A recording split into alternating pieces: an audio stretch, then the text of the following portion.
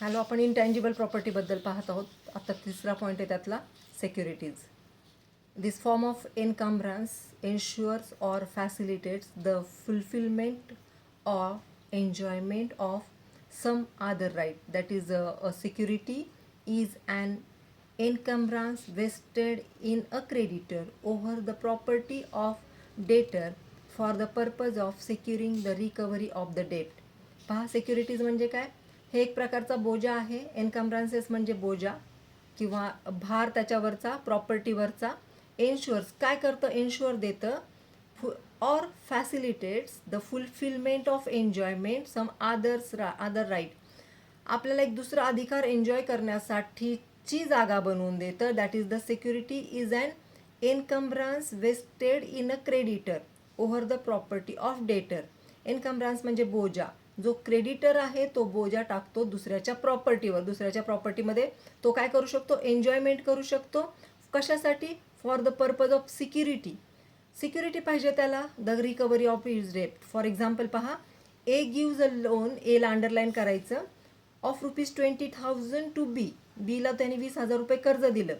On the security of B's Rolex watch. आणि त्यांनी B कडून रोलेक्स नावाचं घड्याळ काढून घेतलं. ओके, द सिक्युरिटी ही सिक्युरिटी आहे. रोलेक्स घड्याळ देऊन त्यांनी काही पैसे उसने घेतलेत किंवा कर्ज घेतलेलं आहे. The security of the watch is given so as to guarantee the repayment of ₹20,000 by B to A. बीने एला घड्याळ का दिलेलं आहे? ॲज अ सिक्युरिटी बेसिसवर, की बाबा रे माझे घड्याळ ठेव आणि तू मला 20,000 रुपये दे. जोपर्यंत ही व्यक्ती 20,000 रुपये परत देत नाही तोपर्यंत रोलेक्स घड्याळाचे एन्जॉयमेंट कोण करणार आहे? ऑफकोर्स ज्यांनी कर्ज दिले ए करणार आहे, तो करणार आहे. Securities are of the two kinds. इथे दोन प्रकारच्या सिक्युरिटीज आहेत. एक आहे मॉर्गेज आणि दुसरी आहे लीन. आपण एक कॉन्ट्रॅक्टमध्ये कन्सेप्ट झालेले आहेत, त्यामुळे बराचसा सोपा पार्ट आहे. Mortgage can be created by way of encumbrance as well as by way of transfer. Section 58A of Indian transfer of property act त्याच्यामध्ये डिफाईन केलं आहे. मॉर्गेज म्हणजे काय? तर गहाण टाकणे म्हणजे काय? As the transfer of interest in specific immovable property for the purpose of securing the payment of money. पहा, गहाण काय टाकलं जातं? तर इमोवेबल प्रॉपर्टी कॉमनली टाकली जाते. जमीन गहाण टाकली जाते, बाकीच्या वस्तूही गहाण टाकल्या जातात, त्याला प्लेज म्हणतात, आपण पाहिलेलं आहे. तर इमोवेबल प्रॉपर्टी जेव्हा गहाण टाकली जाते त्यावेळेस त्याला काय म्हटलं जातं? मॉर्गेज.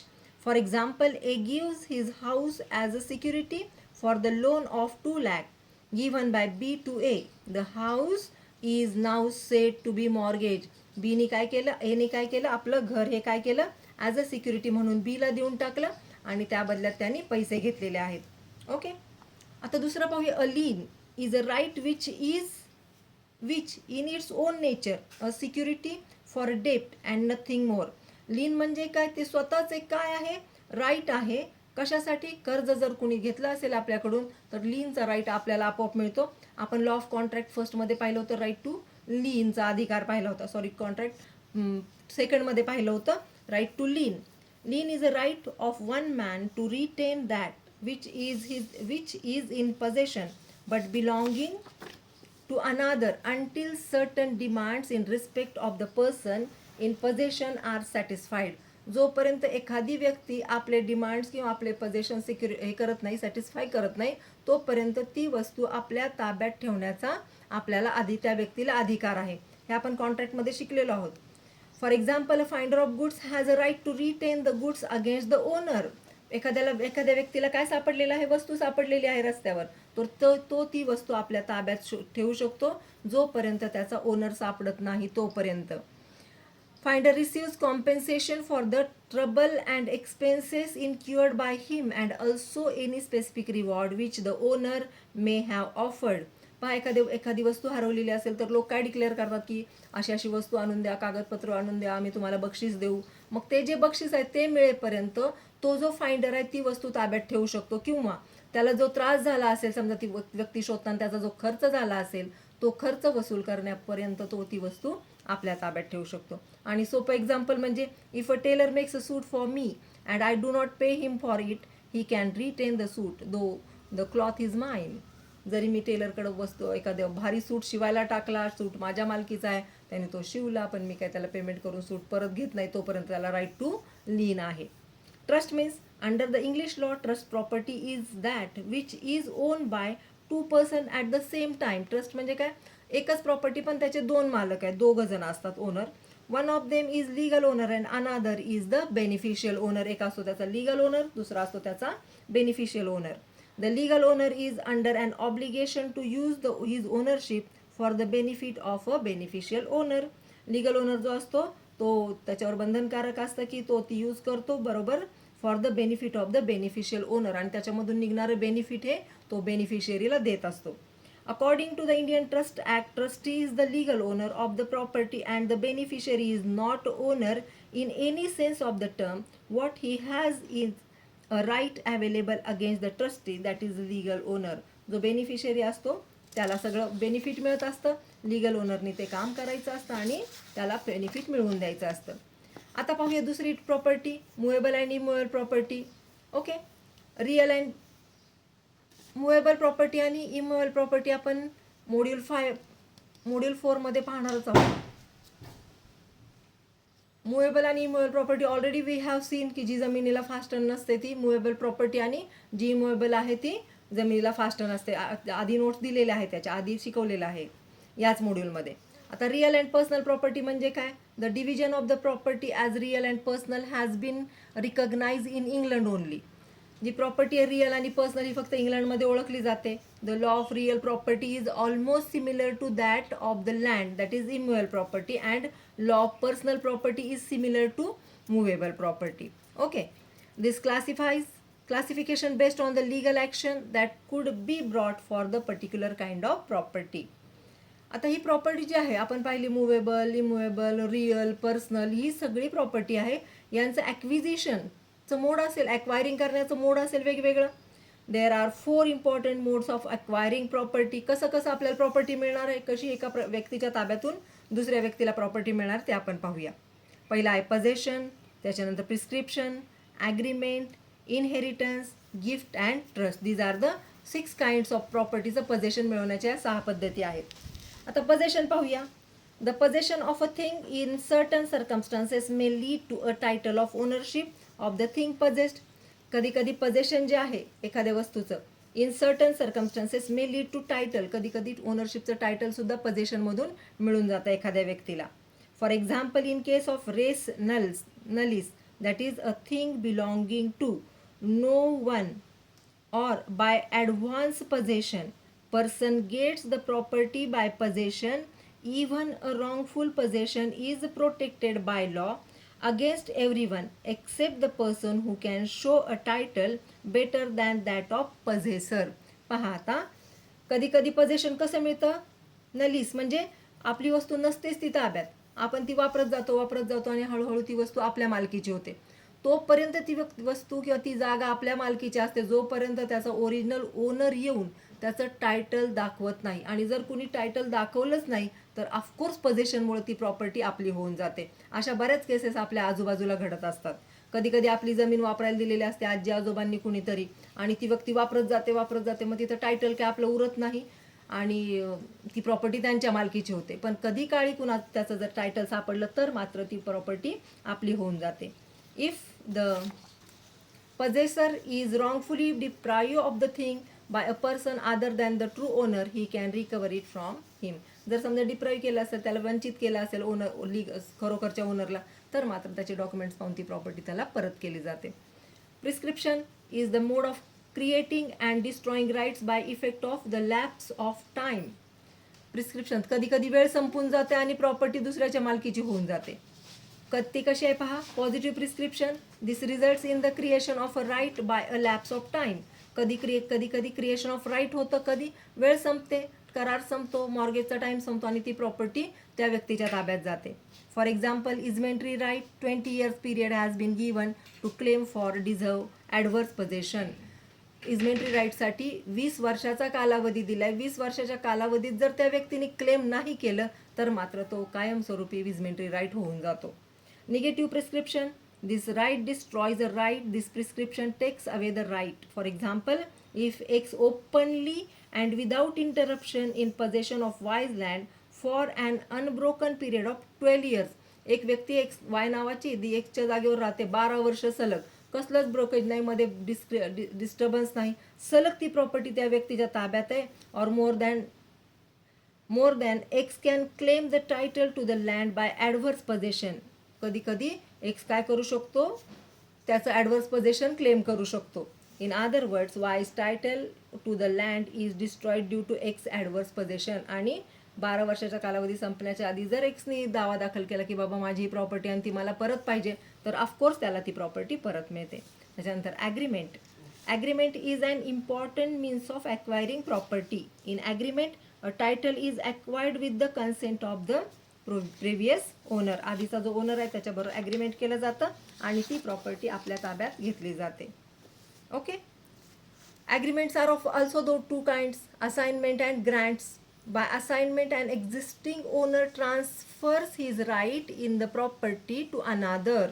तो काय करतो, ओनर ट्रान्सफर करतो एक्झिस्टिंग राईट हा कुणाला प्रॉपर्टी करतो, दुसऱ्या व्यक्तीच्या नावावरती करतो. The general rule about assignment is that an assigner cannot assign a better title than the what he has. जो असायनर आहे, ज्याचा मालकी हक्क, जेवढं त्याचा मालकी हक्क तेवढंच त्याला मिळेल, त्याच्यापेक्षा जास्त मात्र त्याला मिळणार नाही. By grant new rights are created by way of encumbrances, that is lease, charge, licence are some examples of the right to create by grant. Agreements are of two kinds, that is assignment and grant. By assignment, an existing owner transfers his right in property to another. काय करतो तो, existing owner जो आहे तो आपला प्रॉपर्टीचा right दुसऱ्याला transfer करतो. The general rule about assignment is that an assignor can not assign a better title than what he has. पण एक जनरल रूल आहे की ज्याच्याकडे जे आहे तेवढंच तो, त्याचं जे टायटल आहे तेवढंच तो दुसऱ्याला ट्रान्सफर करू शकतो, त्याच्यापेक्षा जास्त मात्र तो ट्रान्सफर करू शकत नाही. फॉर एक्झाम्पल, दुसऱ्याची प्रॉपर्टी आहे शेजाऱ्याची, म्हणून त्यांनी ती तिसऱ्याच्या नावावर करून देण्याचा हक्क त्याला नाही. ज्याचं जे मालकीचं आहे तेवढंच तो असाइन करू शकतो, तेवढंच तो दुसऱ्यांना देऊ शकतो. Then by grant new rights are created by way of encumbrances, किंवा बोजा टाकून, त्या जमिनीवर बोजा करून, एन्कम्ब्रन्सेस करून त्याच्यावर नवीन राईट प्रस्थापित केले जातात. दॅट इज लीज आहे, चार्ज आहे, लायसन्स आहे, एक्सेट्रा. हे सगळे rights created by a grant. त्याच्यानंतर इनहेरिटन्स, कधी कधी वारसा हक्काने आपल्याला राईट मिळतो प्रॉपर्टीमध्ये. Inheritance is another important and very common mode of acquisition of property. हा एकदम कॉमन मोड आहे ॲक्विजिशन ऑफ प्रॉपर्टीचा, इनहेरिटन्स. वारसा हक्कानेच तुम्हाला ती जमीन मिळून जाते. So in respect of death of their owners, all rights belonging to the deceased are divisible into 2 classes, namely. पहा, कधी कधी एखाद्या ओनरचा डेथ होते आणि त्याच्यानंतर ती प्रॉपर्टी इनहेरिट होते त्याच्या वारसांकडे. त्याच्यामध्ये 2 प्रकार आहेत, इनहेरिटेबल राईट आहेत आणि दुसरे अनइनहेरिटेबल राईट्स आहेत. 2 प्रकारचे राईट्स आहेत. Inheritable right means those rights which transfers to his legal representative after his death. एखादी व्यक्तीचे डेथ झाल्यानंतर त्याची जी प्रॉपर्टी आहे ती, ऑफकोर्स त्याची जी प्रॉपर्टीचे राईट्स आहेत ते सगळे त्याच्या वारसांकडे जातात. फॉर एक्झाम्पल, प्रॉपर्टी राईट आहेत किंवा कर्जसुद्धा वारसांकडे जातं आणि वारसांना ते फेडावं लागतं. आणि इनहेरिटेबल राईट म्हणजे काय, जे ट्रान्सफर होऊ शकत नाही, हेरिटेबल नाही आहेत ते. Means which comes to an end after the death of that person. ती व्यक्ती मेली की त्याचे ते सगळे राईट्स संपुष्टात येतात. For example, right to create by contract or partnership. जे राईट क्रिएट झालेले आहेत कसे, कॉन्ट्रॅक्टमुळं किंवा पार्टनरशिपमुळं, ते rights come to the end with the death of that partner. Okay.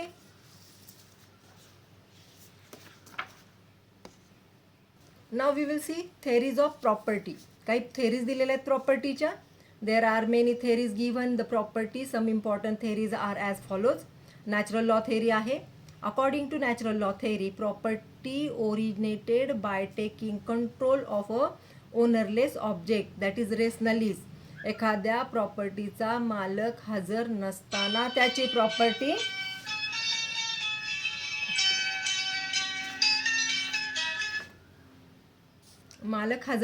त्याची प्रॉपर्टी वापरणे याला म्हणतात res नलीस.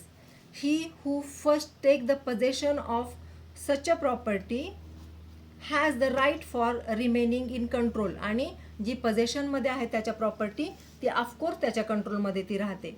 The main supporters of this theory are Grotius, Blackstone, Pufendorf and Locke. हे सगळेजण याचे मेन सपोर्टर्स आहेत. According to Pufendorf, at the beginning all things originally belong to the people as a hole.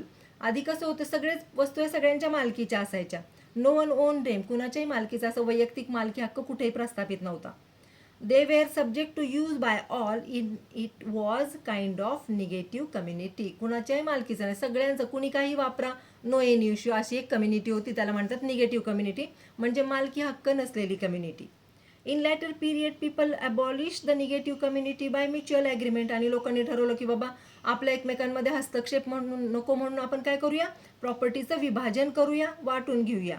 आणि त्यांनी mutual agreement केलं and दस establish private owner, and that this is the reason behind the creation of personal property. आधी सगळं गाव सगळेजण वापरायचे कुठे काही वस्तू, बट लोकांना कळलं की इथं इंटरफिअरन्स होतो, एकच वस्तू दोघा तिघांना लागत असेल तर इश्यूज होतील, त्याच्यामुळे त्यांनी म्युच्युअल अंडरस्टँडिंगने प्रॉपर्टीचं काय केलं, विभाजन केलं, वाटणी केली, आणि इथं आता पर्सनल प्रॉपर्टीचं निर्मिती झाली.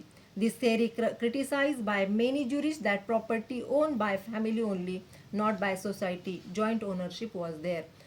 तर याच्यावर क्रिटिसिझम असं झालं की ही जी प्रॉपर्टी आहे ही कॉमनली जॉईंट फॅमिलीची असायची, सोसायटीची नसायची. त्याच्यानंतर labour theory. Marx and Engels are exponents of labour theory. According to this, property is the result of individual labour. जी व्यक्ती कष्ट करेल, लेबर म्हणजे कष्ट, इथं कामगार नाही, सो जे लोक काम करतील, कष्ट करतील, त्या जमिनीवर ती प्रॉपर्टी त्यांची आहे. It emphasise that any property that is created by toil of a labour belonging to him. Toil म्हणजे कष्ट, लेबरचं जे कष्ट आहे किंवा काम आहे त्याच्यामुळे जी प्रॉपर्टी आपल्या ताब्यात येईल त्याला म्हणायचं labour theory. Belongs to him under the socialistic pattern by society emphasis is given to the productivity of the state to the fulfillment of the natural rights of men. पहा, लोकांच्या गरजा भागण्यासाठी जे लोक लेबर करतील, जे काम करतील, जे लोक टॉईल करतील, आणि त्यांना ती प्रॉपर्टी मिळायची, it's called the labour theory. Taxation in modern state is based upon the assumption that wages must be gratitude by the ability to pay. आणि टॅक्सेस कशा पद्धतीने घेतले जातात, तर या लेबर थेअरीनुसार की जी व्यक्ती जितक्या वस्तू वापरेल, ज्या व्यक्तीकडे जेवढ्या वस्तू अवेलेबल असतील त्या प्रमाणात त्याला टॅक्सेस भरावे लागतील. Therefore it is generally argued that one who works should get a return for it. आणि जे काम करतो, जेवढं जास्त काम करतो तेवढं त्याला मोबदला मिळायला पाहिजे. And the property should not be of the person who collected it without any labour or on his part. ती जी प्रॉपर्टी आहे ती लेबर करणाऱ्याला, काम करणाऱ्याला मिळायला पाहिजे, ती प्रॉपर्टी जो जमवतो त्याला मिळायला नाही पाहिजे, असं या थेअरीचा उद्देश आहे, पण असं रियालिटीमध्ये नसतं. त्याच्यानंतर मेटाफिजिकल थेअरी. मेटाफिजिकल थेअरीमध्ये काय सांगितले ते पहा. This theory is supported by Kant and Hegel. According to this theory, some control of property is essential for proper development of personality. एखादी पर्सनॅलिटी चांगली डेव्हलप होण्यासाठी प्रॉपर्टी ताब्यात असणं आवश्यक आहे. प्रॉपर्टी ताब्यात असेल तर तो त्याच्यावर बरेचसे काही काम करू शकतो, किंवा त्याच्यावर लोन काढू शकतो, किंवा तो स्वतःची डेव्हलपमेंट करू शकतो. जर ती प्रॉपर्टी पर्सनल असेल तर आणि तरच तो त्या प्रॉपर्टीचा उपभोग घेऊ शकतो. खूप सगळ्या जणांची प्रॉपर्टी असेल तर त्याचा उपभोग त्याला होत नाही आणि माणसाची सुधारणा तिथं होत नाही. त्यामुळे प्रॉपर्टी ही त्याच्या मालकीची असायला पाहिजे. The property is treated as a constituent and also important element of liberty. जर तुमच्याकडे प्रॉपर्टी आहे तर तुम्हाला तो उपभोग घेण्याचं स्वातंत्र्य आहे, तुम्हाला ते वापरण्याचं स्वातंत्र्य आहे, आणि ते असण्यासाठी तुमच्याकडे प्रॉपर्टी असणं आवश्यक आहे. As liberty is essential for man as like as property, hence the protection and recognition of property is protection of the property. एखाद्या प्रॉपर्टीचं संरक्षण करणं, स्वतःची प्रॉपर्टी वाचवणं, हे सगळं तुमचं लीगल राईट आहे. तुम्ही तुमच्या प्रॉपर्टीचं संरक्षण करू शकता. In this way different ज्युरिस्ट give different theories on the property. All have different views, but one similar concept is there that everyone must have his own property. पहा, इथं कोणाचे किती विचार वेगळे असतील तरी सुद्धा एक कन्सेप्ट याच्यातून कॉमन निघतो की प्रत्येकाला आपली स्वतःची प्रॉपर्टी असणं आवश्यक आहे. जर स्वतःची प्रॉपर्टी असेल, जर तो ओनर असेल, तर तो त्या प्रॉपर्टीचा विनासायास उपभोग घेऊ शकतो, त्याच्यामधून तो डेव्हलपमेंट करू शकतो, तो त्याच्यामधून नवनिर्मिती करू शकतो. So everyone must have his on property and possession is very important part for holding the property. नुसतीच प्रॉपर्टी असून फायदा नाही, तर त्याचा पजेशनही तुमच्या ताब्यात असायला पाहिजे. Then and then only you can do something with that property, and this is the concept of property in the jurisprudence, and this is the end of your 4th module. Thank you.